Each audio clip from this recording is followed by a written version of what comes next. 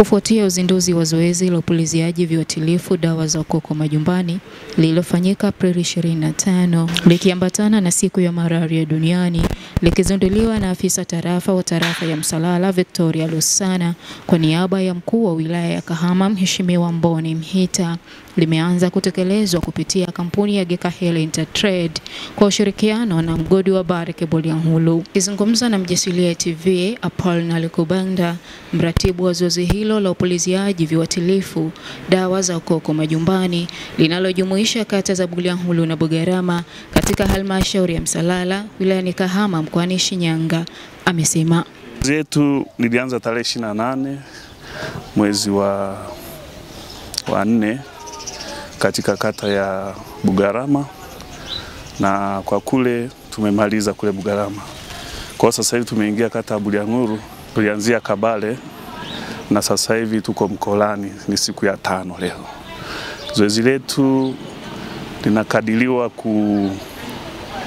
kuchukua siku kati ya 34 mpaka 36 iwapo hapata kuwa na changamoto yoyote ya mvua na changamoto nyingine ambazo zinaweza zikakuta. Kwa hiyo ndani ya hizo siku tutakuwa tumemaliza. Kitoa wito kwa wakazi wanaofikiwa na zoezi hilo, mwenyekiti wa kitongoji cha Mkolani kata ya Bulyanhulu ambapo zoezi hilo linaendelea, Ibrahim Alfred, amekuwa na haya ya kuzungumza. Ninataka tu niseme kwamba zoezi hili wananchi wa Mkolani na waomba muendelee kulipokea na kulifanyia kazi. Kila kaya asipatikane mtu wa kutia pingamizi. Hili ni zoezi moja zuri sana, linasaidia jamii. Tusikubali maneno ya watu kwa tunaambiwa kwamba bwana si yanaleta kunguni ama dawa. Hapana.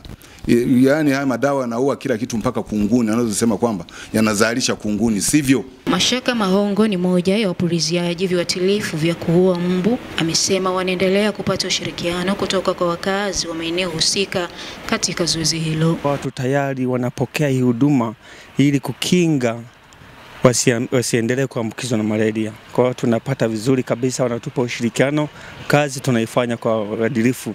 Hawa ni baadhi ya wakazi wa kata ya Bulyanhulu ambao zoezi hilo limewafikia. Zoezi la umwagiliziaji linatusaidia kuepukana na mbu wanaoambukiza malaria. Tunashukuru sana kutuletea kwa huduma hiyo. Kila siku kusumbuliwa malaria haya, watoto wanaugua, naenda kupimwa mara typhoid. Na washukuru pamoja wale wa serikalini na wale wa dawa, waendelee Mungu kuwasimamia tu na kwa tangulia. Kila tarehe 25 Aprili dunia huadhimisha siku ya malaria duniani iliyoanzishwa na nchi wanachama wa WHO wakati wa mkutano wa afya ulimwenguni wa mwaka 2007. Mimi ni Pili Mkono na hii ni Mjasilia TV.